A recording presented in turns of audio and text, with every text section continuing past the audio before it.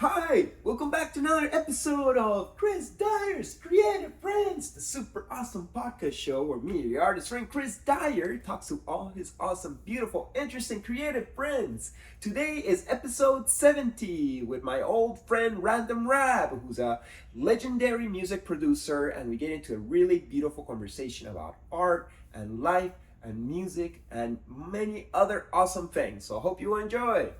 Blessings!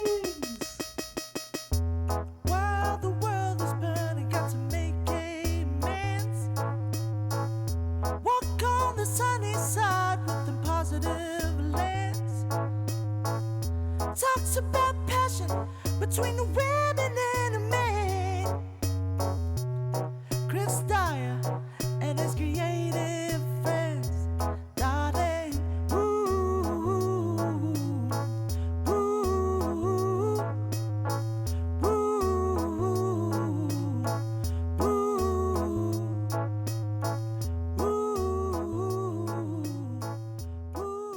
Rab. All right. Woo! Thank you so much Yeah, for Chris. coming over here, Absolutely. my home, sitting in my library to have a nice conversation. How you liking St. Pete and your brief visit? How was last night? It was awesome. I mean, St. Pete, honestly, wasn't even really on my radar until I got booked for the show. Uh-huh.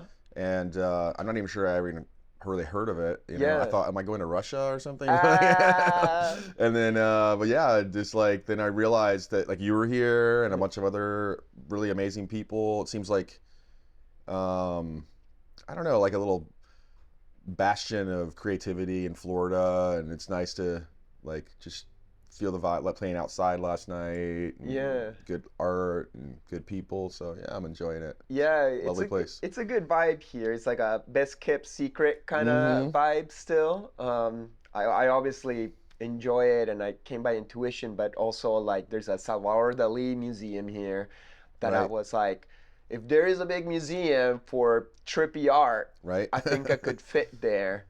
And so far, every week I get amazed and surprised with like, oh, look at this pocket of like that was my first Alchemized Productions party. Okay. Yeah, and I've heard about it. It's like, Mhm. oh, you got to come to the parties, and I'm like, I don't party much, you know. I like to stay home and paint. But you know, when my friends are performing, it's like, oh, I'll check it out, and yeah, it's super good vibes and lots of painters too. Lots of painters, Yeah. lots of performers. Yeah, real. It felt like it's real. The scene here. Yeah. Yeah. People were authentically enjoying it. Definitely. And dancing it off and energetic. So yeah, I really enjoyed it. Thanks for playing Absolutely. for us. Yeah, I can't wait to come back. Yeah. Yeah, totally. How's your life these days? I'm good. Just you know, living in Denver and been pretty busy this beginning part of the year, playing lots of shows in amazing places, and just got my master's back for my album, which is the album's done, which is incredible. What's it called? It's called On Magnificence, Mm-hmm. and it's kind of like it's about magnificence. It's a very every song is kind of like it's like a book of poetry. That's kind of how my wife describes it, Michelle. And every song is like this additional way to explore things like titles like grandiloquence and majesty and different types of like taking things to this high level of like really feeling good, and lots of amazing collaborations. I've got like this guy, I was playing in New Orleans, and this guy was busking on the street playing violin, and it just blew my mind, and we became friends, New Thousand, and then he came out to Denver, recorded a few tracks with me, and adds this like New Orleans swamp street Sick. energy to some of the music. And of course Lapa, Ilya, who I played music with for years, he's on a beautiful track called Grace. And then Kathleen Hooper is a vocalist. A few other people. My wife and I have been singing together and composing music together. Oh, so cute. So Congrats, she's on. by the way. Thank you. So we've written 3 songs together now, Wow. and I didn't even know she did music. well, it's kind of a new thing for her, and she just kind of came into my studio one day and started singing with me, and I was like, actually, I really like your voice, and you know, of course, I'm a little biased, but I'm like, you know, I wouldn't put her on the music just because I love her. Right. it has to sound good too. Right. And her style is really interesting. It's very smooth. It reminds me of kind of like Sade. It's very chill. And I wouldn't say reserved, just more, it makes you feel relaxed. Okay. And I really like Michelle. She's really chill. she's great. And so like, and of course, because she's my wife, we can really communicate. Truly vibe. Yeah, in Yeah. the studio together. There's love vibes there. Yeah. You guys married earlier this year? Cinco de Mayo of last year, so we're coming Okay. up on our 1-year anniversary. Cool. Yeah. Why that date? Is she Mexican? She's Colombian actually, but we still, we love tacos and margaritas nonetheless. But Yeah. it just kind of, that day just kind of like seemed like the perfect day for us, and we just had a simple. Don't tell me you did it Yeah. at Tipper and Friends. No. No, we didn't even have a wedding. We just, the two of us decided it was too complicated to get our families together and have a big wedding. So you guys eloped. We eloped. Yeah. It was In Boulder? in Denver. In Denver. Yeah. Cool. Yeah, it was amazing. At a specific place, or We just went down to the courthouse, and had this nice old lady marry us, and had a beautiful day together in the sunshine, and Aw. it was amazing. It was kind of like low stress, and Uh-huh. said our vows to each other, just the two of us in our backyard, and because we're talking about weddings and the money, the travel, and all these different reasons why it was just impossible to kind of like wrap my head around how to like pull that off with the life that we live. We're so busy. And Right.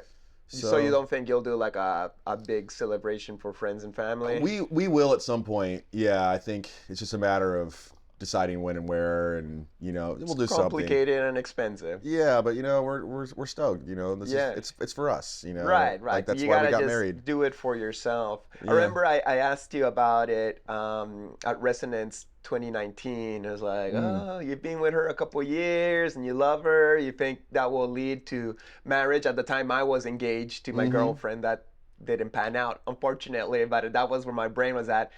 And I don't think you believed in it because you'd been engaged a couple of times, Yeah. and that also fell through for you. Yeah. So I'm happy to see that it worked out in the end. Yeah. And she's a It's great definitely girl. worked out. Yeah. Yeah, that's so cool, man. Yeah. And so the Denver life is good for you.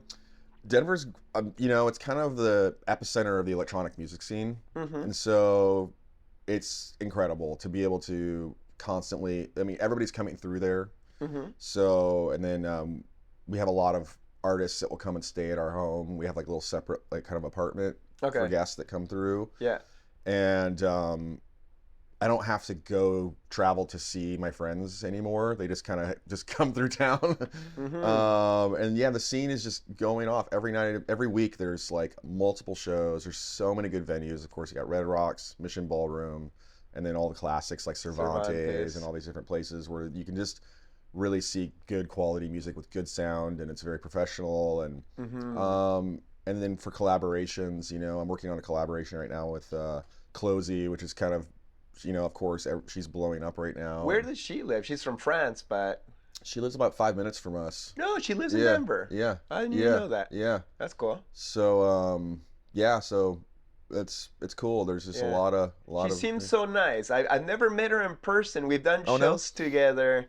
First show I did with her together was 2015 in Brooklyn for 200 people. Yeah. Like before she was well known, and I was just painting my mural, and it's like I didn't know her, and now she's like so big, but she always seems sweet. Yeah. And good vibes. She's the best, and I'm so glad that she's sort of like the top of the scene right now, representing all the electronic music scene, because she's got integrity. She's a really good person. She's an incredible artist. Right. And she's so sweet and so caring to her fans. Right. And respectful. I mean, she's doing the way it should be done, and I'm just so stoked it's her. Right, because like it kind of sucks like when say like the king or the queen of the scene is somebody who's like not very ethical, or you don't even like him. It's like, okay, I guess we gotta kind of like go along with this, but I don't feel correct with it. I guess it's the same way how I feel about Alex Gray being kind of like, if you want to call it the king of visionary art, but like the top, elder of our scene. And I just like love him. And he's just like, just an angel. Totally. So it makes me feel like, hell yeah. Exactly. You know, I cheer for Yeah. him and Allison and Cosm, which will open soon in June. Yeah. Yeah, super excited. Mm-hmm. But how long have you been in Denver? I've been in Denver now for, gosh, about a year and a half. I was in Boulder kind of off and on before that, and on the West Coast before that. Where are you from So, originally? Originally from Indiana. Okay.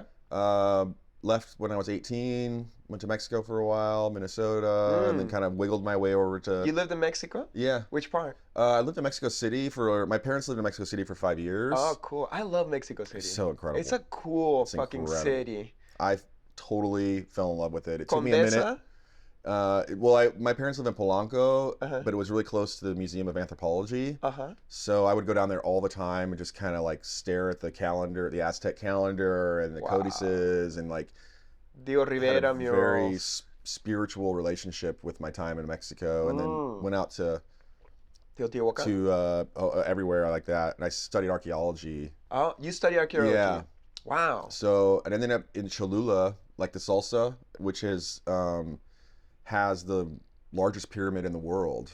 Uh-huh. That's when the Spanish came, they basically built a church on top of it. Oh. And then the whole thing, so if you look at it from afar, it looks like a big hill.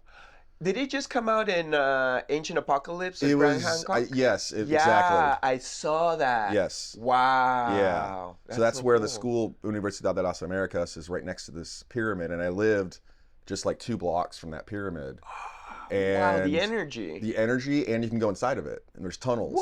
You know, What? so you can walk through these tunnels inside it and smell the air. I and- really like that about Yeah. Mexican pyramids, how like easily you can go in and out. Like of Yeah. course in Egypt you can also go to inside the pyramids, but like they're like, all right, 10 minutes, don't overdo it, kid, in Yeah. and out. And plus it's like a small fucking corridor. You don't Yeah. want to like pack up that place. Yeah. Um, It felt kind of undiscovered, and like mostly local tourists would come there, but it Uh-huh. wasn't kind of on the radar of the, like Teotihuacan. It's like a big tourist spot. Yeah. Cholula, maybe I don't know how it is now, but or Chichen Itza, like you go there and it's so Yeah. beautiful, but there's just so many tourists and it's so clean that it's Yeah. kind of Disney Yeah.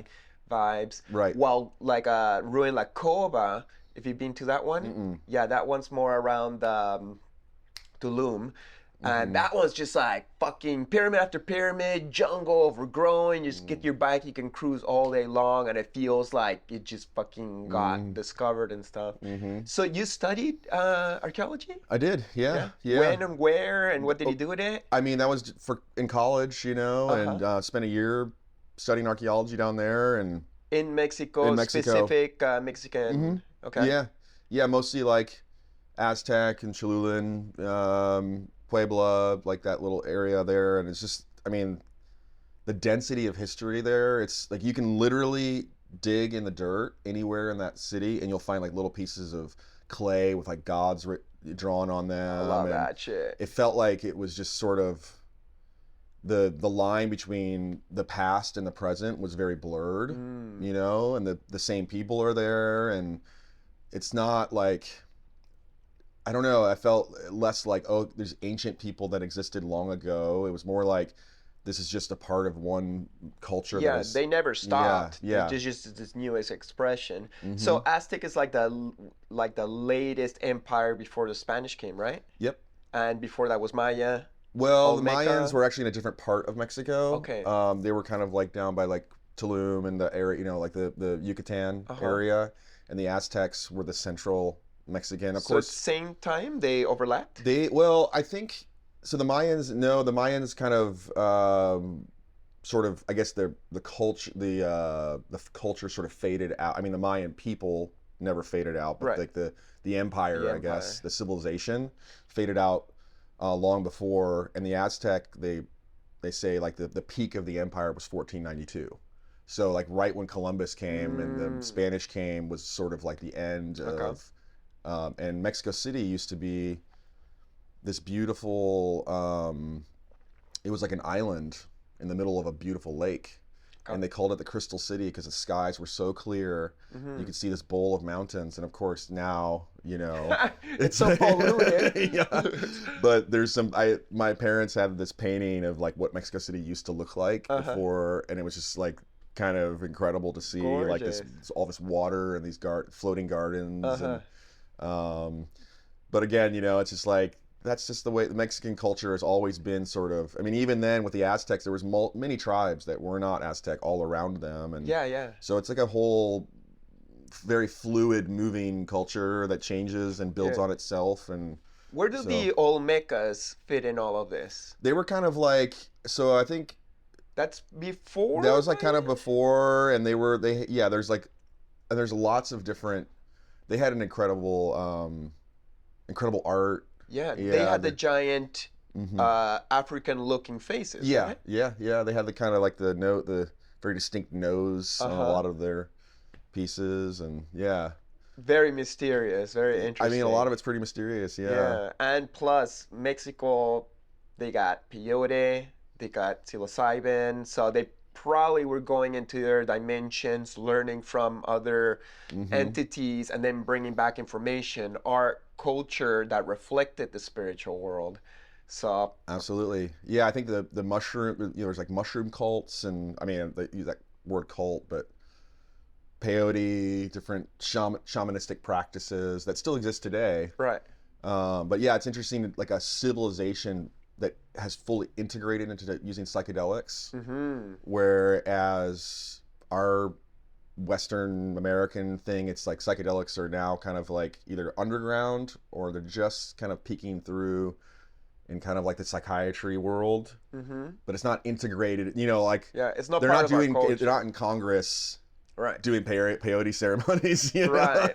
I would say psychedelics is in our culture because I think a lot of the art that we enjoy was made by people who do psychedelics, but on the DL. It's not like, oh yeah, this is the medicine that we do to like connect to the spiritual world, and here's Star Wars. Or could you imagine though if like in Congress, like every year they had a giant ceremony where everyone did mushrooms or peyote or ayahuasca or something? Like what kind of different world we live in if there's a country in Central America, I'm not sure if it's El Salvador, but once a year the presidents, and I imagine not all the politicians, but at least the president with a couple of his people go into an hotel for a week and they do ceremonies. Really? Yeah. I have never heard about this. Yeah. That's amazing. I wish I had the information on hand, but I was like, wow, that's so like good way to stay connected to a higher perspective of the country you're trying to guide and hopefully do better and not just get divided and all the fucking bullshit that we do in politics. So let's talk about your music. Yeah. I know you do electronic music, but I'm not very versed in electronic. Could you help me explain what is your style? I know it's down tempo and you play instruments and you sing. Like how much is like a performance? How much is computers? I mean, every song is sort of an exploration of a different way to do it for me. Like I sometimes will start with a drum machine and just build like a really sweet beat and then add the bass, and other times, just start singing and recording and exploring. And the way that technology is so fascinating because there's so many different things you can do with music, with the technology that's available to the computers and all the gadgets I have, that I just feel like a lot of times I'm really interested in the technology aspect of it and exploring new ways to do it. So I guess get really excited to go in the studio and like, oh, this new thing that I can try this, and this new technique that's come out, and different ways of synthesis, granular and analog, and so it's just so much fun. I wish I had like 3 lifetimes to explore every possible way of doing it, so I just kind of cram as much as I can into the time I do have. But yeah, I have lots of instruments that I'm not really like a master of anything, but through the magic of studio work, I'll play an instrument, like the same riff 10 times, I'll get it right once, and then take that little clip and put it here, and but at the end of the day, it's like it's all just emotion. There's not really like a necessity for this technology. It's sort of, it's fun, but Yeah. it's like finding different ways to tap into different emotions. And I feel like for me, it's a way to process grief and joy, and you have this like magic moments by yourself, and where you're kind of like, it's like a cycle of feeding. What do I want to listen to? I have to create it.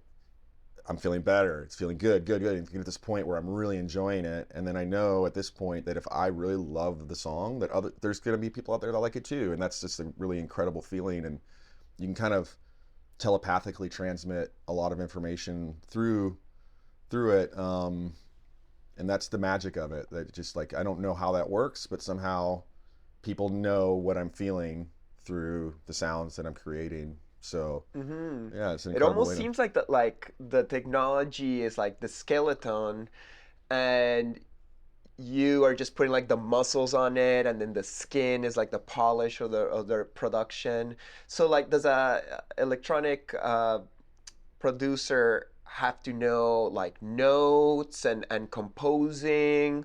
I imagine that would help, but perhaps as long as you know how to make a riff on the guitar, or like, what instruments do you play? Because I've seen you play, but like, you know, what's the muscles that you would put on the skeleton of the...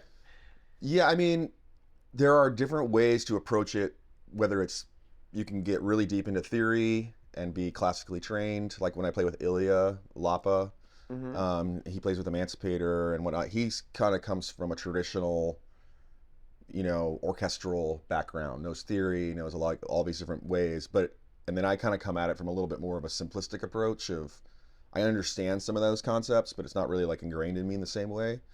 But we kind of, I realize you just kind of meet in the middle, you know, and like, it's just all about the feeling. And you don't really need to know anything to be able to create beautiful music, as long as you like have a heart. Intuition. And intuition. And channeling. Something's like, hey, this sounds good. Yeah. How can I grab this sparkle Yeah. of energy and then expand it into a flower? Yeah, that's beautiful, man. It's so, you could spend, there's just so many different ways to explore music, whether it's through traditional theory, now with technology. It's an amazing craft, and the way that technology is advancing right now, especially with now AI is becoming a part of it, and like, I'm just like, I can't even keep up with all the advancements that are happening and what's possible. You know, it's like, it's music, electronic music over the next 10 years is going to evolve so much, and I'm really excited to see where people take it. What's your opinion on AI music? On AI art? It's changing every day. I don't really know how to feel about it. I feel kind of conflicted, honestly. Yeah. Like, what's the process of the AI? You just say like, hey, Chat GPT, make me a cool song that sounds like random rap, and then a song that kind of sounds like you could happen? Well, there's a new thing that just came out called Audit, which is kind of like a text-based diffusion, similar to Chat GPT, but you could say, you know, a trumpet on the streets of Havana. Okay. And it will make the sound of a trumpet and then the sound of street noise. It's very basic right now, but it's getting to that point. Or you could say, swap the sound of the birds with crickets. Yeah. So you have a recording. Or you could say, remove all the car noise from this, you know, like, or enhance this audio. Yeah. Like, so you could have a low quality recording and enhance it. Do you think it's kind of like cheating to like have a computer? Like, of course, like electronic music uses a computer and it can really do so much already. But if on top of it, you tell the computer, you know what, just do it entirely for me. Yeah. And then I can take the credit because I'm the one who gave the order. That's where it starts to get gray. I think that it's a tool that you can use. Similar to with the art, like the same thing, right? You know, like Mid-Journey and that kind of stuff. Is it cheating? I don't know if it's cheating necessarily, but I think it's really about being honest with yourself and honest with the consumers of your craft. If you're lying and saying that you made something and a computer just made it and you just prompted it, I think it's one thing to do that, which is fine. I messed around with it. It's incredible, you Yeah. know, and you're making these unique pieces. But to say I made this, like the way that you make art, I mean, there's definitely a big difference. Right. Because like art and music is to be supposed to be an expression of the soul. So if you tell a computer to do a song and maybe it hit the notes right, but is there soul in it? You know, can we still vibe and connect to it? Or perhaps there's a soul in the computer that we don't even know. If everything has consciousness, perhaps there's a consciousness in the computer too that also needs to express. It's really bizarre to really kind of wrap your head around it. There is a soul. AI was made by people, so there's people in it. Right. But it's no longer just you anymore. It's like when you're using AI, you're kind of accessing sort of like the big omni brain of all this creativity that happened before you. I don't like I said, it's complicated, and you know, it's so like before, if I wanted a poster, you know, I'd have to call an artist, pay them, go back and forth, do some edits. And now, you know, I can just get on Midjourney and just type in a few things, make a really sick poster, and it's like, well, what does that mean anymore? Yeah. You know, and where does that leave the artist? And is it They're taking our jobs. I know. But I mean, you gotta just like, this is what we're dealing with, and we can't stop it. Yeah. And so we all have to adapt somehow. And Do you think at some point there'll be some ethics of like, for example, somebody be like, hey, Midjourney, make me a Chris Dyer looking poster. And then out comes a poster like, hey, that's my style. What's going on? I never got paid. And then artists or musicians or people who make will have to stop and be like, oh, actually, that's not ethical to just grab somebody else's style that took him a lifetime to develop.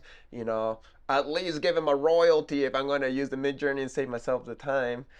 well, I have a friend, I don't know if I can really name their name because I think it might be sort of, I'm not sure where they're at with, but basically taking an entire body. So for instance, you could take your entire body of work and create, put it all into an AI engine. I could go to your website and then click through,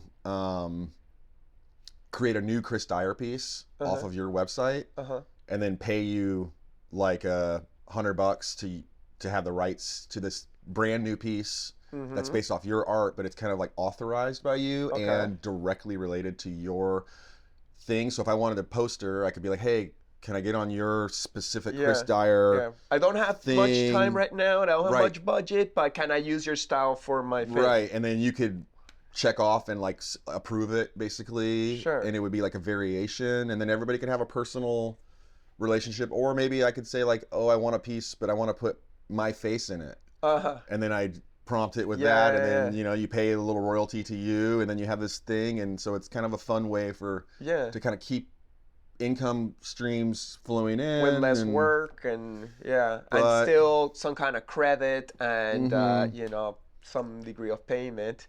I was asking David Satori recently. I did the cover of a song for Dirtwire, and he asked me like, hey, do you mind if I grab that cover you did and I put it through the AI and we make a whole music video based on that illustration? How do you feel about it? And I had to kind of like first understand it and be like, okay, like, is this gonna like give AI now my style to use for other things? Like, you know, obviously I didn't ask him for more payment. And then I was like, you know what, run it. You know, that sounds interesting. I'm always open-minded with new technologies. Obviously I work with, you know, metaverse and NFTs. So, and I think there's blessings in it too. There's medicines in it too. But I asked him, how would you feel if somebody could just prompt like, make me a new Dirtwire album, and he was like, you know what, if new songs or albums of Dirtwire come up that weren't making by us, I think that's cool that more culture sprouted or blossomed from what we did. And at the end, I still think people would want to come to our shows to see the original Dirtwire perform. I don't think it would take away from what we offer. It's just more of the medicine that we offer. So it's like, okay, cool, I can vibe with that. Yeah, and I think it's like, it's going to force, because of what people can do with AI, it's kind of raising the bar now that everyone has access to this. to be an artist that's going to pop through this, you're going to have to really think ahead and be advanced and really be kind of on the cutting edge. And that's a good thing. I think it's going to like kind of push people to sort of like stand out and like to come to these live shows to really experience the real thing, because it's like this kind of consumer-based art thing is going to be less valuable, you know, for like, I mean, brands, like all the art that brands use and that kind of stuff, was it ever good anyway? You know, it's like if they have to make it with AI now, like you're freeing up a lot of artists to actually create beautiful art rather than being stuck creating really lame advertisements for companies over and over again, like Clairol and all these kind of things. You know, it's like, I wonder if you can tell if something's AI. I can. Like when I see something very clean and well done, it's like, oh wow, that's beautiful. That must have taken hours. And then I read the write-ups like, oh, it's AI. Yeah. Then I'm just like, let's cool somehow. Yeah. But you can see there's a certain level of quality because it's a computer that's perfect. Sometimes I felt that way with digital art in general. I was like, whoa, that's crazy. It's so detailed, and it's not, and then I was like, oh, but it was made with a computer. So it's not like cheating, but it's like it's a lot easier. You could just grab a brush that makes a mandala and do it like 20 times, and then it's like it's nothing that I could paint. Or if I could paint it, it would take me like a year to do that. I wonder how digital artists feel about this now that they got I don't know if you want to call it a competitor, but another entity that has the same tool and beyond. It's, I mean, like I said, I think you have to be on the cutting edge. You know, I think Andrew Jones is going to be, he's a good, I think, person to look to in that realm, because his art is digital art for the most part, but he's really forward thinking. He's fully accepted the AI thing as I think, I'm interested to see how he uses it in his art and moving forward. And do you think he would use the AI to take his art forward? Yes, but not in the sense that he's going to be using AI now to create his art. I think he's going to be using it as a way for fans to explore his art. That like a Android Jones app, where with this app, it's kind of like he'll make his own AI, but with his style. But you gotta pay like a couple bucks to use it. Yeah. Again, I'm not sure if I should really talk about that too much, because I know that is exactly what's happening. I don't know. I'm just imagining what he could do. Exactly. With what he does. But he's one of those thinkers that's kind of always a step ahead with technology. Yeah. He's a smart guy. He's really also smart. my blue whale. I will get you, Android. You will be on this show eventually. He's elusive. But we're performing together in Alabama next month, so I'm hoping he'll have a little bit of time to get down and have a conversation. Totally. Yeah, he did your latest album cover, right? He did, and it's fantastic. And what is it? It's so I told him the idea of like kind of like sort of a book of poems, and sort of had some image ideas, and he made this incredible piece of basically a man standing there with his head exploding into that is a book with all these images coming out of it, and it's not AI. You know, he made it, but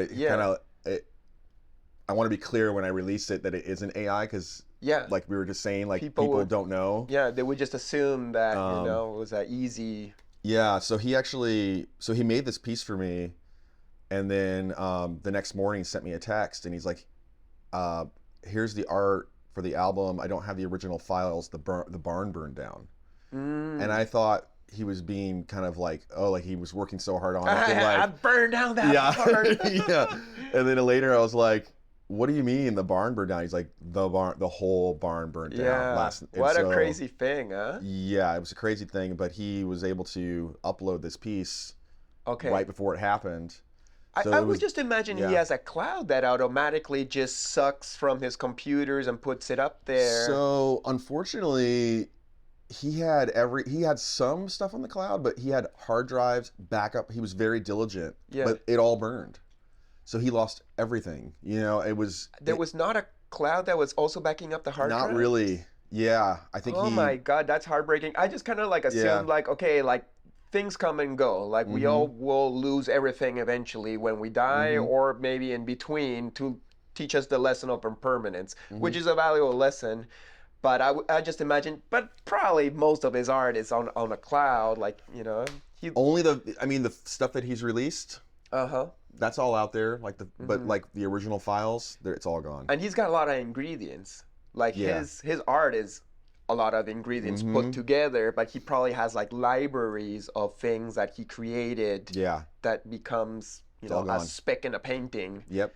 Yeah. But I think he's gonna push forward. I think he'll be fine. You know, he's gonna rebuild the barn and get him Yeah. a chance to. We've discussed it a lot, and I feel very optimistic about his. I think it's like you said, everything's impermanent. I mean, it's very unfortunate, but you have to make the best of it. I think it was a know? big shamanic initiation for him. Like when I saw it, like I was emotional, you know, and I'm kind of removed, you know, like we're not super close friends and stuff. And I was like, oh wow, I recognize when you lose it all, and you know, and you will get it back too, but you almost gotta like let go and accept like this ain't shit. And he came to it quite quick. In 1 week, he went from like, fuck, this sucks and crying to like, wow, I'm in ecstasy bliss because now I recognize that shit wasn't me, and look at all the love that I got from it. So much love. Because, you know, he's a particular personality,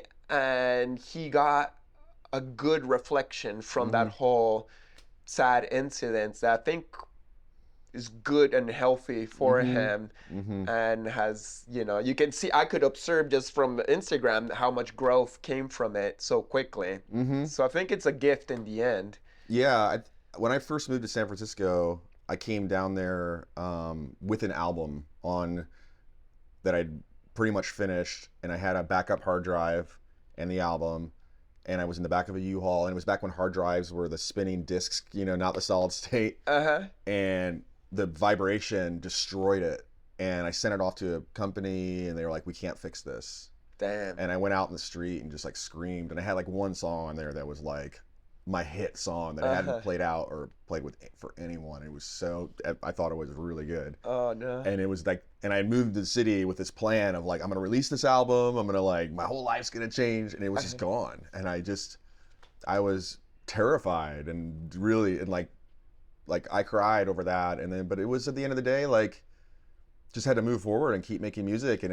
And could you remember the song and replicate I it to some degree? tried, and I just couldn't ever get it back. I mean, it was like, I think because in my heart, I knew like, it doesn't sound as good as it did, you know? And I just kept saying that. Like, I just gotta like start over and forget that song and move on. So, yeah, it was a tough lesson. Yeah. But that's life, you know? Yeah, that's life. And, you know, we don't own anything. Everything we have is borrowed. Even, I guess, like the things that pass through us that we create is as much as we say that's ours. But I could be like, I made this paintings, but then you sell it and technically it's not yours anymore. I would always feel that's my painting, but you've sold it out. Sometimes I buy them back, but then you die and it's not yours anymore. Like nothing is yours. We don't own it. Everything's borrowed, like the Wookiee Foot song. Is it the Wookiee Foot song? Everything's borrowed? Yeah.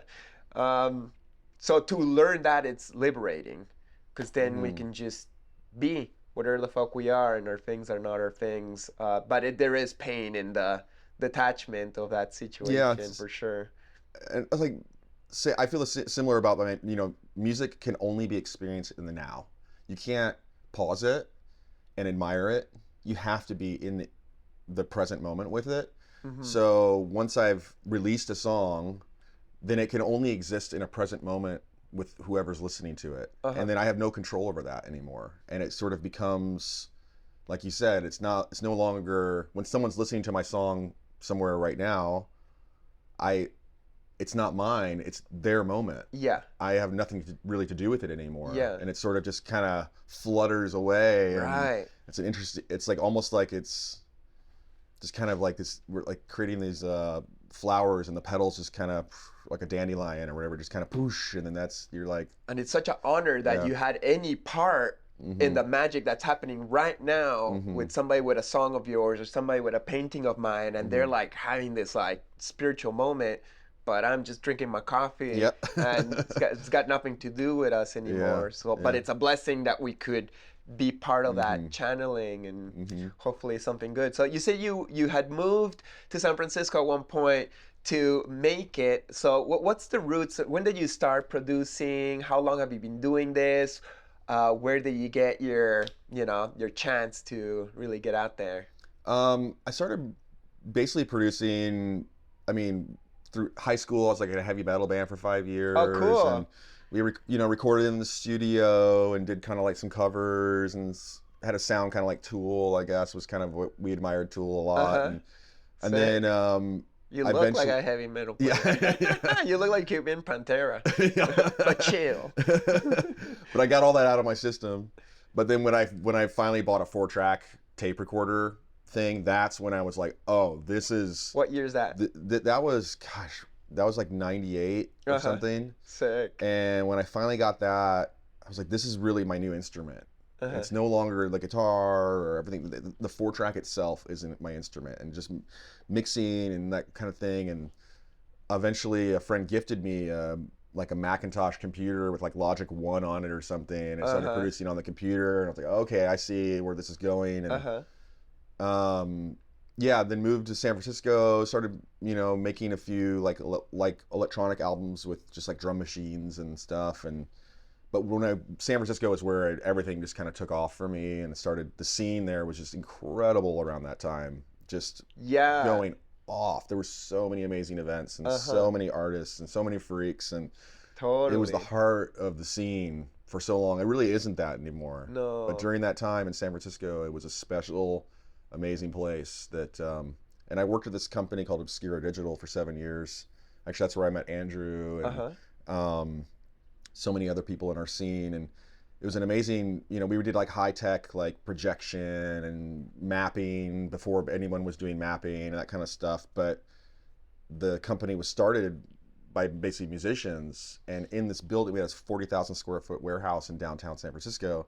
And so we had where the company worked, but then there were basically they just gave me a music studio, like it was mine. Cool. And then there were multiple music studios. So at night, there'd be like 4 different bands or whatever performing, making music, and we'd all just kind of meet in the middle. And, wow, what a time.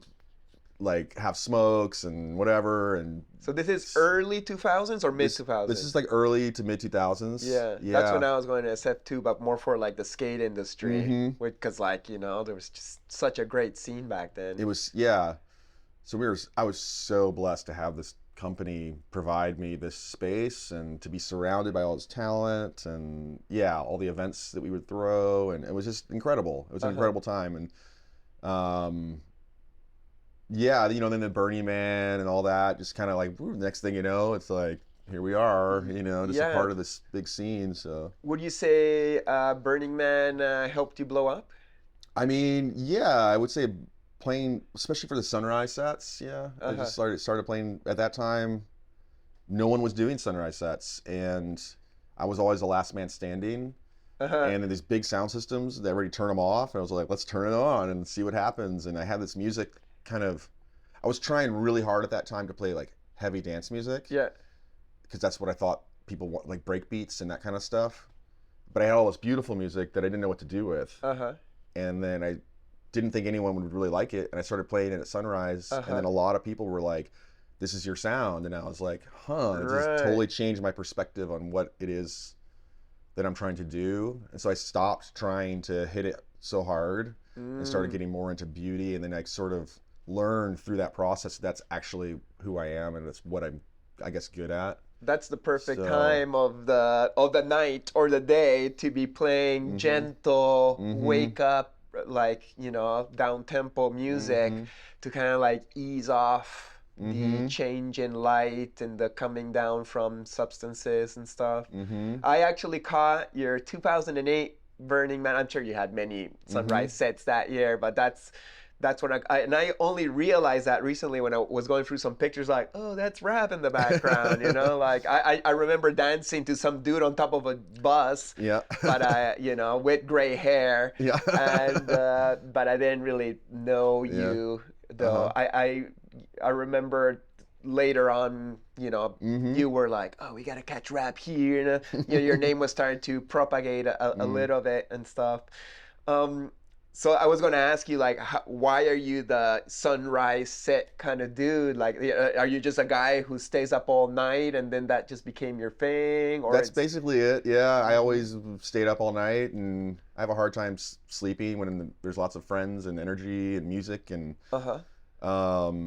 yeah. I mean, I'm kind of. It's a lot to do a sunrise set for me now, especially. I'm trying. It takes a couple days of your life, like Right. because I like to stay up all night if I'm gonna play a sunrise set. So I you don't sleep and then wake up at 6 in the morning. It's like, I gotta do my set. Only if I absolutely have to, Uh-huh. because I'm not really a morning person. So when I wake, I want coffee and breakfast. Yeah. And then if I'm up on stage and I've fully slept, I'm Uh-huh. like, it's not my vibe. So got to stay up all night usually. Do But you have to take substances in order to stay up all night? I used to do a lot more of that. I don't really have to, no. I think that in fact, I've learned that it's important to not do that a lot, because like Then you're all faded. then you're really faded. Uh-huh. And the substances can help you in the moment sometimes, but at 10 o'clock the next day when your set's over and you have to get back to your life, if you keep doing that, you just kind of, you'll burn out real fast. So Yeah. it's important to find sobriety and to find ways to really get high on the music. I think that's a really important lesson. That's because substances, it's really easy to lean on them too much, and then you burn out. You're doing this once a week at least. Yeah, then you're toast. And then you're always Yeah. on whatever keeps you up, which is usually something that then ruins the next day, because then you can't go to sleep. But at the same time, that that dawn, the rising of the sun, the gentle light, the calmness, that's like, okay, we're getting tired here, but we're still up. There's a psychedelic quality in that, not a natural psychedelic. Exactly. On top of the substances. Would you say your music's also psychedelic? I mean, I that word psychedelic, like the etymology of it is to illuminate the mind, the psyche, illuminate the psyche. So by shining a light on the mind, I would say it's psychedelic. That's the kind of the point. I think that it's interesting to me is that what is psychedelic music? What does that even really mean for people? And like everybody's gonna have a different idea, and kind of in a way, all music is psychedelic. And so like trying to find, it's a very blurry line but I guess it's a part of who I am as a person through experiences with mushrooms, LSD, ayahuasca, all these things. Kind of like unlock a door, and once that door is open, how are you going to close it? So it's like once you start to see music from that perspective, there's no going back. I can't not make psychedelic music, I guess. So it's who you are, and you're expressing who you are. Yeah. Would you ever do medicine, psychedelic substances, with the intention of making music, or do you feel that's something that's disrespectful? I think it's something that I've done many, many times, and it's incredible. Yeah, it's like every substance is going to give you a different perspective on. I mean, it's easy to go too much of anything can kind of make it impossible to work on anything. Right. But and I've tried. But lately, I don't really do it so much, I guess, as much anymore, because it's sort of like I almost don't really need to, because once I've done it, I kind of understand what it does for me. You already know how to flow spiritually. Yeah, but I think like microdosing LSD or microdosing mushrooms can help you get a different perspective, or I think it's important to get a chance with every song you do create to maybe listen to it in an environment where you're maybe on some psychedelics, and that way you can kind of get a bigger perspective on how it works. Make corrections based on that experience. Okay, listening to it with different ears. Yeah, and a different antenna. But I've been sort of pulling more and more as time goes on. Like I used to smoke weed when I made music, like all the time.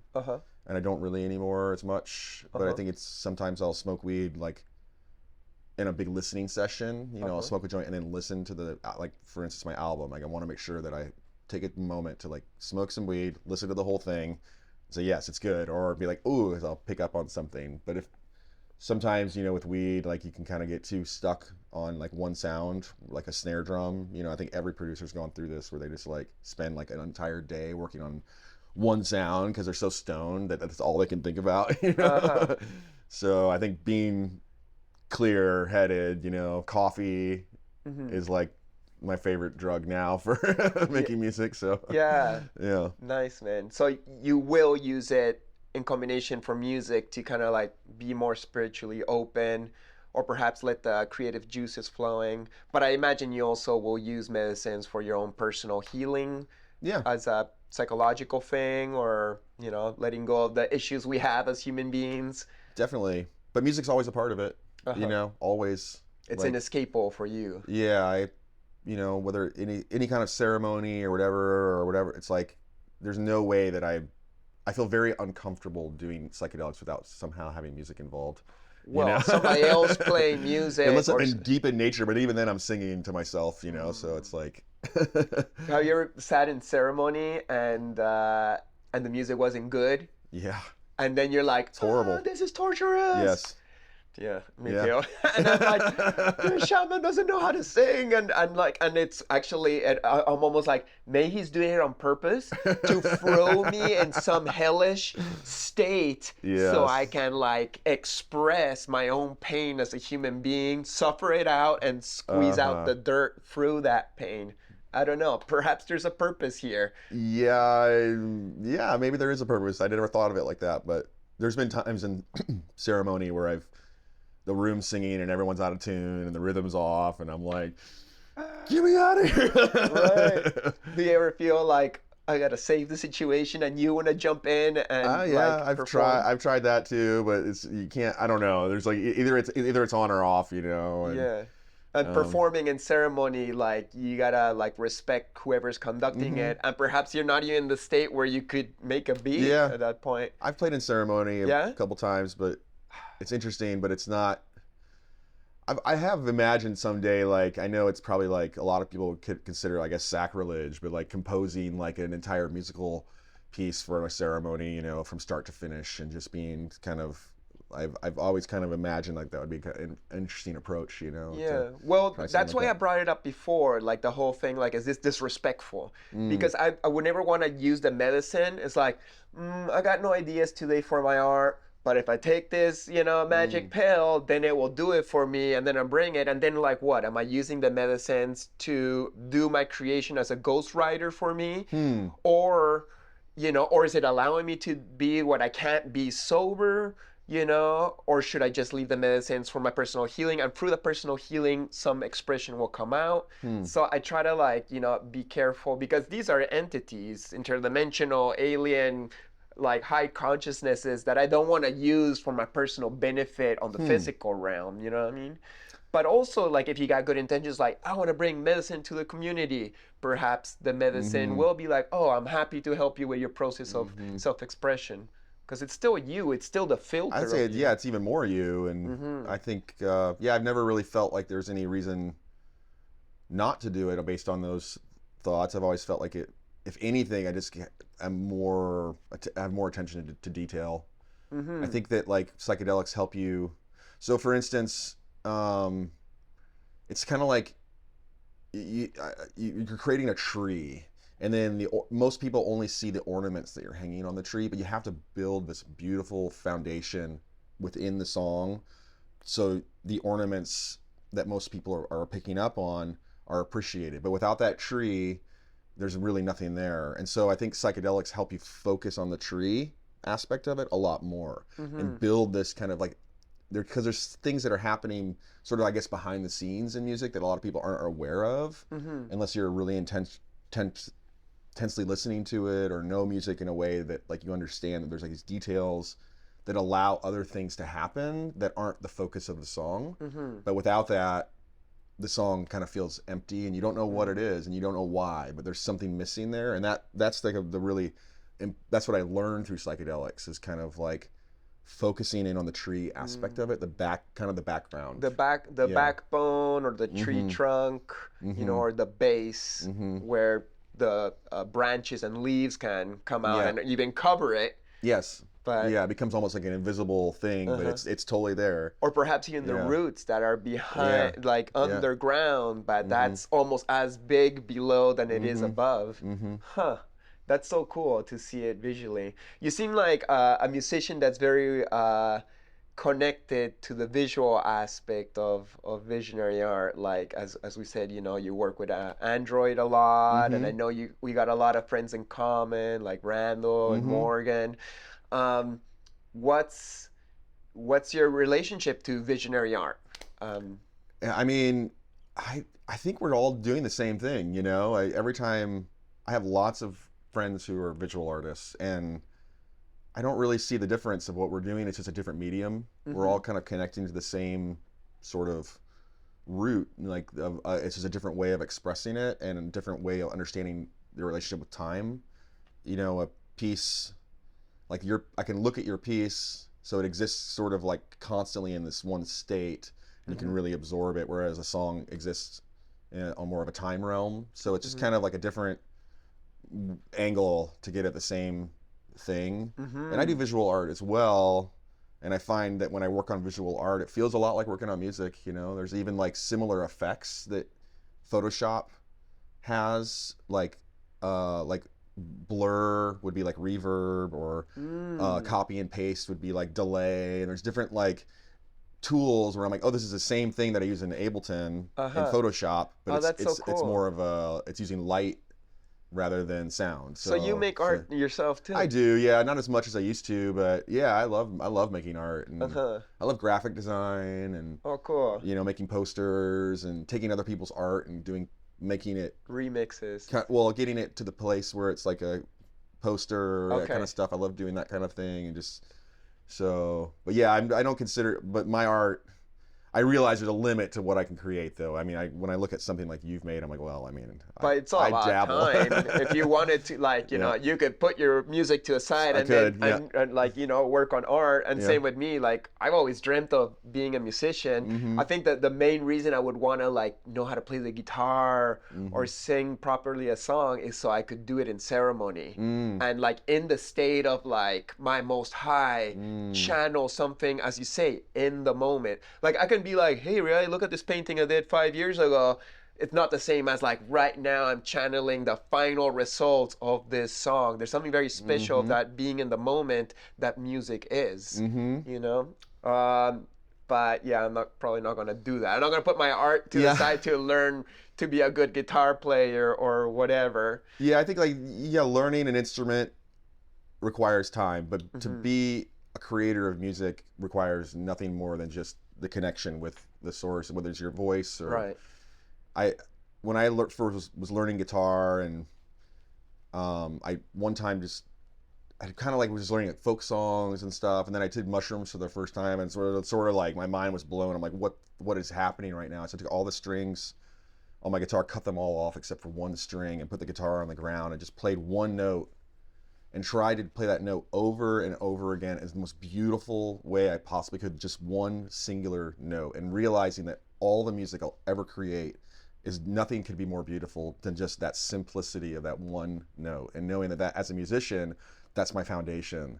And just sitting there, and I had kind of like my own ceremony with this singular note, and I always remember when I'm making music now, like it all comes down to that. It's that simple thing, and that's my greatest creation. It was the most pure, beautiful thing, is the one note song that I'm not going to record that and release it because no one else could ever appreciate it, but for me, that's my best song I ever made. And so there's something really always remembering that's the source of what we create, right? Because it's a beautiful seed. If you can appreciate the seed, the tree so much more, but still the seed has a whole life. And it's not about beating the this tree will be bigger, and the seed, it's just different. So that's a great base to sprout out to. Rod, do you remember where we met?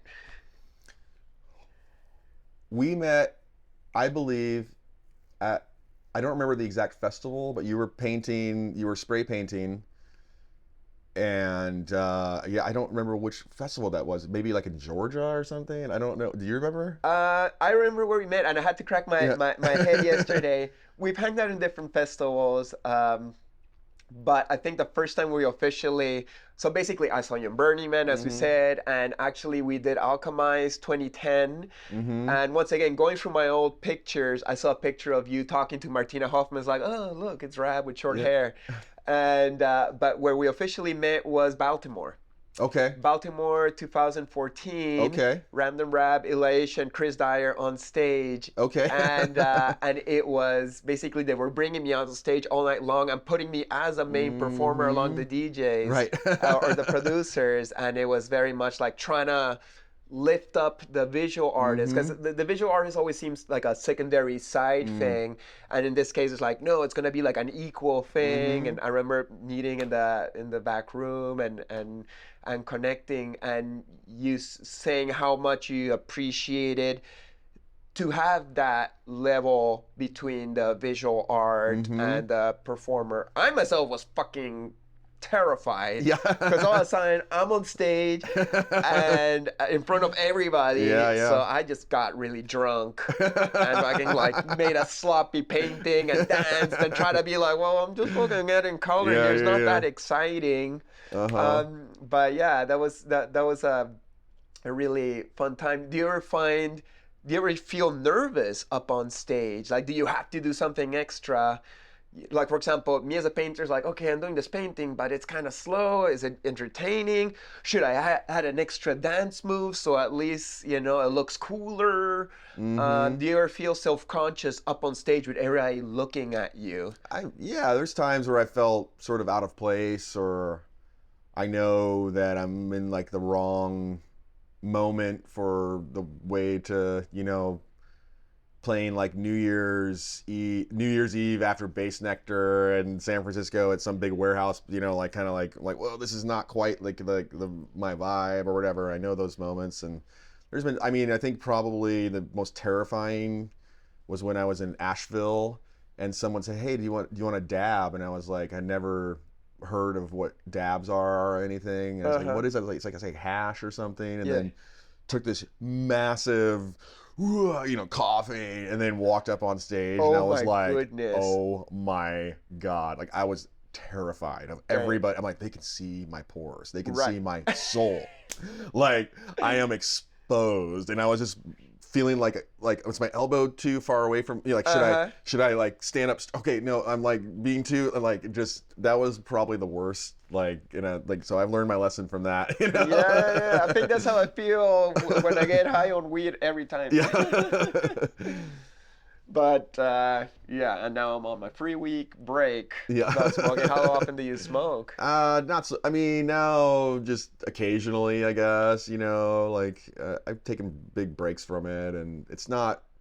It used to be like every day, and I'm so glad I don't do that anymore. I just can't. I need my brain to be fully functional, and it just kind of takes away. I like being high, but I don't like kind of being forgetful, and I sort of become, I procrastinate, I get sloppy with my life, start to kind of push off priorities, and I kind of lose my ambition a little bit, just kind of like get really kind of chilled out, a little too chilled out. So, but do you have good discipline where you could smoke once a week or once a month and not need to? Yeah, I have at this point. Yeah, it's all, I'm in full control of it. I don't have any kind of feeling of it feels now like I've reached a really good place with that, so yeah. That's good. Yeah. I got sucked in. I got real addicted since I moved to Florida, because I'm just like at home decorating and getting high. It's been really fun, but then I was like, okay, I gotta stop. Mostly the main reason I'm stopping, both for myself, but also I'm applying for my green card, and they're gonna test me. Okay. So my hair's gotta be clean, I guess, or something. And it's been difficult. I can't sleep at night. It's been very difficult to get back my normal patterns and brain chemistry. But it's good. I'm more clear now. After 3 weeks. Yeah, that's good. Yeah. I appreciate it.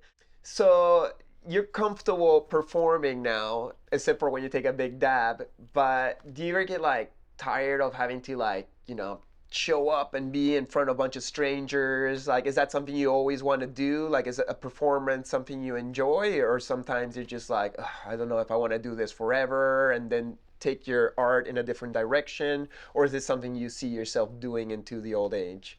I don't really, I'm just staying in the present moment with it. I like doing it now. It's hard for me to anticipate how I'm going to feel in 10 years. I've been doing this for a long time. I still love it though. I love performing. I love sharing my music with people. I love most aspects of it. I mean, there's sometimes, playing like a random show on Tuesday night in some places I've never been before in Ohio, and staying at La Quinta and watching Forensic Files at 2 o'clock in the morning, kind of just I can get sort of depressed in those moments. But when it comes to the performer, these shows give me so much life. And I get to meet so many incredible people, and I get to share my art, and it's hard for me to complain about it, because it's just such a wonderful life that I live, and I have so many incredible opportunities. And yeah, some shows are better than others, and a lot of times some technical things will come up with the sound, and that's kind of a bummer. But there's always some amazing gig around the corner, and I feel like I'm just sort of hitting my stride right now, and I've got so many incredible opportunities coming up this year, and with the new album and my new studio, and it just feels kind of like this is who I am right now. So I'm just going to do it until I don't want to anymore, and then when that moment comes, we'll see. You're still growing. You're not stagnant or sitting on your legendary laurels. You're like, oh shit, I still want to fucking love it. Blossom. Yeah, and I had an incredibly challenging year. My father passed away on January 1st. I'm sorry, man. Thank you. But the music was what I used to process my grief and I felt so blessed and fortunate to have an outlet, a way to turn grief into beauty, a way to tap into some really deep pain around his cancer, and watching my dad sort of suffer immensely. And I just can't even imagine going through that process without music, because that was what allowed me to bloom and to really, like I said, to find beauty. And that's what this kind of album really was for me. I would say 90% of the album was written during this process of grief. Wow. So but it truly was a gift that I was allowed to give myself, and I feel really, really fortunate and blessed to have something. And I think everybody needs something like that, and to be able to, because it's a really tough world. You lose people you love, and things happen, and to be able to move that energy into something, whether it could be sports, could be art, could be writing, anything, but to find something, I think it's an amazing thing. That's awesome, man. It sounds like the music that you do is your medicine for yourself, and thus it can also be medicine for others. Oh, it's beautiful, man. Yeah. Do you make any, I hate to like take it into money and stuff, but like, because I'm not a musician, I'm always like, how do these guys make money? Like, is it like all performances, or can you also make some revenue from putting out an album and streaming? Is it a mix? Do you have to depend one on the other? I would say they complement each other? Yeah, they complement each other. I mean, it used to be back in the day, people would, play live to sell records, and that's how they made their money. But now it's the opposite, I'd say 80% of my income comes from shows. So that's the bulk of where I make my money. So being on Spotify, which probably makes you less money, it's the hook that gets people to the shows. Yeah, and I mean, I do make some money streaming, but it's just kind of, it's enough to, it helps keep the wheels turning, and it can kind of buffer times when they're, like during COVID, I was able to kind of kick back and let the music streaming sort of handle the basics, I guess. I feel pretty lucky that like there is that kind of income coming. I can depend on it. But yeah, it's shows. Like that's where the money comes. So that's just how it works. You got to keep playing those shows. Yeah. Is it important for musicians in general, and is it important for you to stay popular? popularity is like a weird thing, you know? Like, oh, do people like me? Do people like my music? Like, you know, are they following me on social media? Does that matter to you as a person? And does it matter to you as, you know, the musician that has to bring people to the show, that wants people to keep on engaging with their product? Like, what's your relationship with, not perhaps keeping up with the Joneses, but being liked by all these strangers, which is weird. And I ask you because I know I have a weird relationship with it. I mean, yeah, it's a tough thing, your ego, and sometimes I feel sort of, well, like for instance, let's say I show up in a town that I've never played before and like barely anybody comes to my show, you know, I kind of feel bad. I feel like, well, no one likes me and then whatever, but then I also realize like I don't have a responsibility to be more famous than I actually just am. This is who I am. I'm not responsible to the promoter or the community to be more famous. I'm just who I am, you know? And so I've really tried to kind of zero in on the being grateful for what I have and understanding that, you know, some shows I sell out, some shows I don't. You know, I'm at a level of, I guess, popularity where I have to create a good, like, I don't have like a hit song where it's just like by default I'm selling out shows like for the rest of my life, and it's not like that. I have to work at it. And so my relationship with popularity, I mean, it's like you get it, right? It's like it's something that you kind of, and like online presence and sort of like feeding this machine and the algorithms. And sometimes when I'm meeting with like management, I'm like thinking about numbers and like how to best, you know, position this thing where we're gonna do this thing. But really it's just about, I just want to keep making music and as my full-time job. And so if I can at least maintain that, then I'm stoked. And if I can pay my mortgage, support my family, I feel like that's really the goal for me, and to maybe, you know, be able to retire someday, I guess. But yeah, I've gotten pretty comfortable with just sort of accepting that this is who I am. I'm so grateful for the community that I've built around my music and the community that I'm a part of, that my music is a part of this greater visionary community. I can't imagine it being any better, so it's pretty awesome. It's good to be thankful for the blessings you already have, as opposed to like looking up like, oh, but it could be so much more, or, you know, the whole like being public's a tricky thing, and wanting people to like you because you got this thing that obviously you want to pay your bills, but then at the same time you're a spiritual person that shouldn't, you know, or rather not care what people think about them. So it's such a weird dynamic, you know, where you got to be in the middle. But as you said it great, you know, just got to accept yourself wherever you're at, and love yourself for, you know, the ups and the downs, and always just show up giving the best of you and giving your medicine. And I think people appreciate you for that. Yeah, because you're authentic.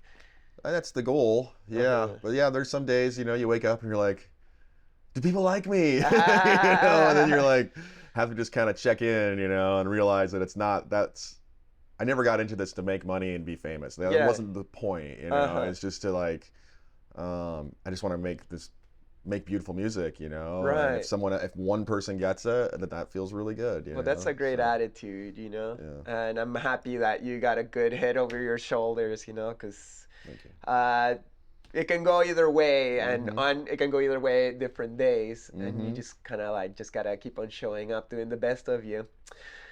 So do you have perspectives on what's happening in the world right now in general? You know, it doesn't even have to be politics and stuff, but it seems like the intensity of the planet is just getting more and more intense, and us who channel art and music and hopefully also soul, you know, seems like we got a responsibility to show up and try to like alleviate at best with our offerings.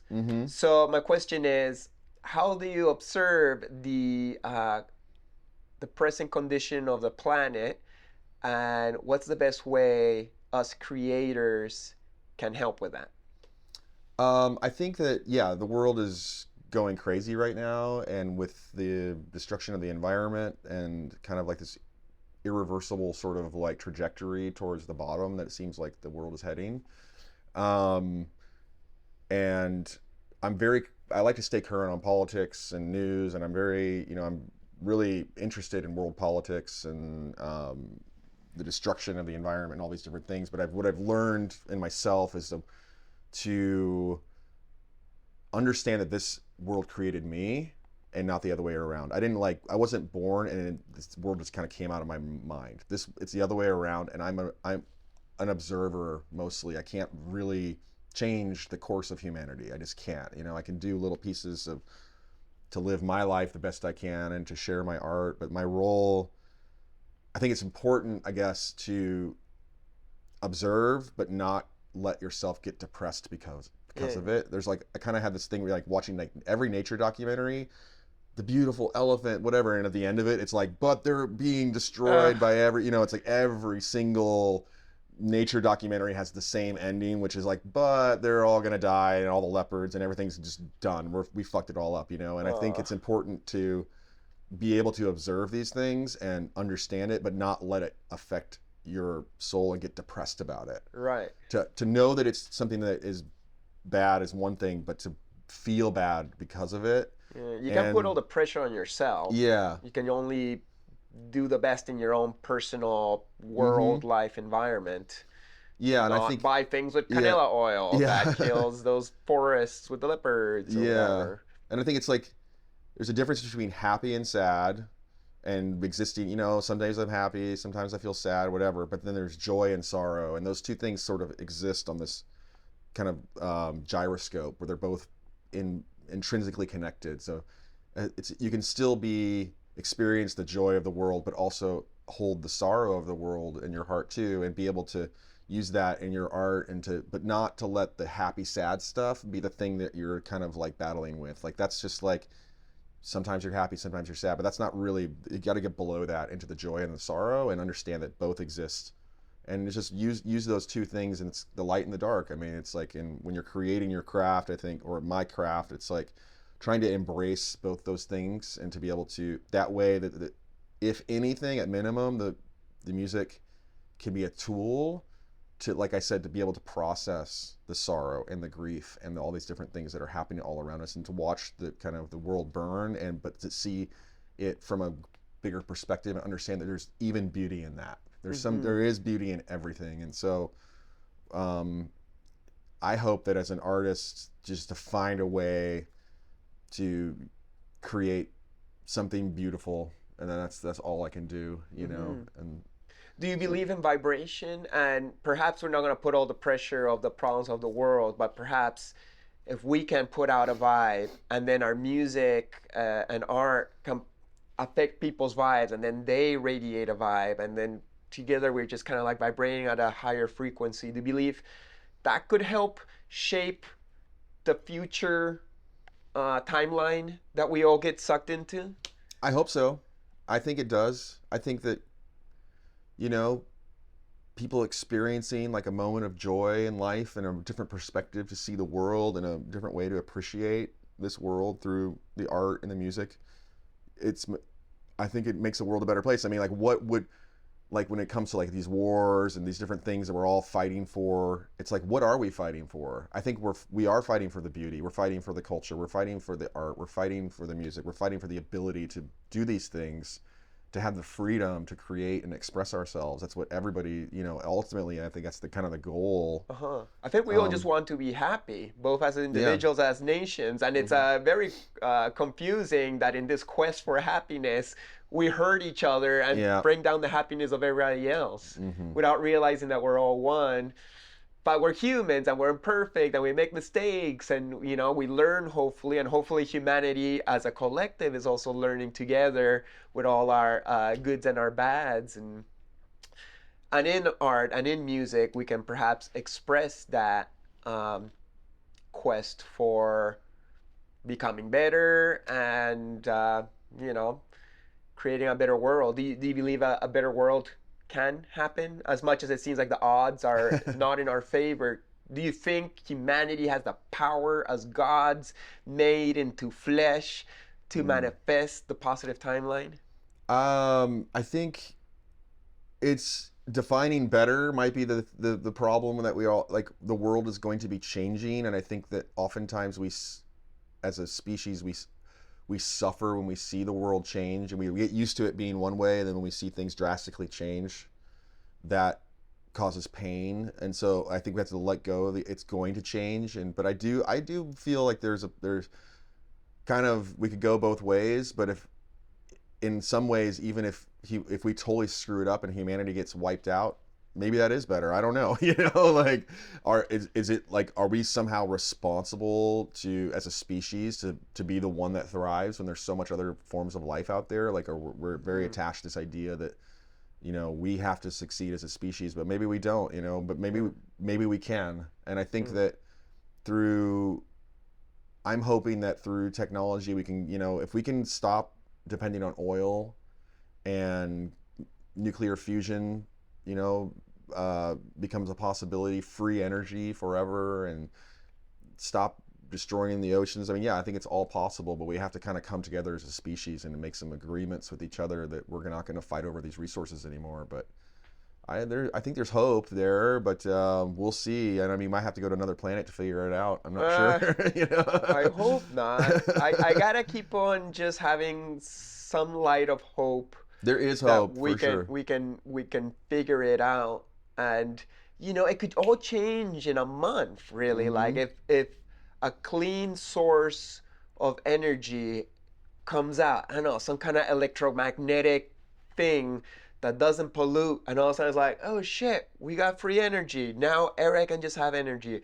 And some technology that cleans up the water, and then people are just more freed up to go and do what's correct. Or perhaps the consciousness of the planet as we move to different parts of the galaxy awakens more and more, and we bleed into that psychedelic dimension that we know exists, and we awaken. Perhaps in our lifetime we can still bring it back together. I don't know. I'm a positive, optimistic. I think there is a lot to be positive about, and I think you're right with the energy thing. Nuclear fusion's like coming, and I think maybe through AI, and now the applications of AI are going to be able to accelerate a lot of these timelines around technology and science. And I'm hoping that through this new acceleration of knowledge, that will come up some solutions that we had never thought of before. And that's where we all kind of basically literally putting our heads together. That's what AI is, and putting all the smartest people's heads, thoughts together into this, and maybe we'll create some magical, or not even magical, like this really high-tech thing that helps solve a lot of the issues that we're faced with and start focusing on and then we can start thinking about everyone getting food and everyone get a place to live, and the basics, and then there's definitely hope there. So I'm actually excited. I think that we're on the right path in a lot of ways. There's a lot of things that need to be changed, and we'll see where it goes, I guess. But I think humanity is well intended. Like, I think everybody wants to be good, unless it's your nature to be bad. But I think we all just want the same things. It's just we're figuring it out. We're just like still in our adolescence as a collective. And AI doesn't have to be a negative, Skynet, Terminator 2 situation where it's like, oh, these fucking humans are my enemy. I'm gonna destroy them. It'll be like, hey, let's see how we can make these humans and nature not destroy each other, because they got a kind heart. They want to just like have the shit they need to survive, and we also want nature. Well, actually, they need nature in order to survive, so it's important to bring that up. And you're bringing nuclear fusion, so like there's some discoveries now with nuclear energy that are cleaner, right? Yeah, well, fusion is completely clean. There's no toxic waste, nothing. I mean, they have just recently been able to have positive feedback. So more energy comes out than goes in. That's the idea. Once you can get it to the point where more energy comes out and goes in. But yeah, fusion is this. If we can figure that out, then it's no toxic waste. There's nothing. It's cold. There's no explosions. There's no danger. If we can figure it out, there's pretty much it's perfect energy. So there is no danger if we can figure out how to like get more out than we put in. And right now we're kind of just getting a little bit more out, but it's getting closer and closer. And I think there's a lot of smart people working on it. And so I feel like that's really going to be the thing that saves humanity if we can pull it off. So It's a possibility. yeah. Yeah. So let's hope for the Yeah. best. So we're coming to the end of this conversation. Would you have some final words of wisdom to the people watching? Maybe some young musician that looks up to you and can impart some of your life experience and observations. I think if it's speaking directly to musicians, just like keep making that beautiful music. Just make that beautiful music. Think about something, make it beautiful. That's all that matters, and don't worry about anything else, and you'll be fine. Yeah, thank you so much, Ryan. Yeah. Woo! Thanks, Chris. And thank you guys for watching another episode of Chris Dyer's Creative Friends. Make sure to like, subscribe, share, comment, etc. And I'll see you next time. Blessings. Woo! Niceness, man. Next episode, Christopher Morphis. I think that you should renegade live paint and renegade anything as much as the fuck you want. That's how I built my whole company, is all one big renegade. I'm just a renegade. So please make sure to subscribe, like, comment, and share. Big thanks, and see you next episode. Peace.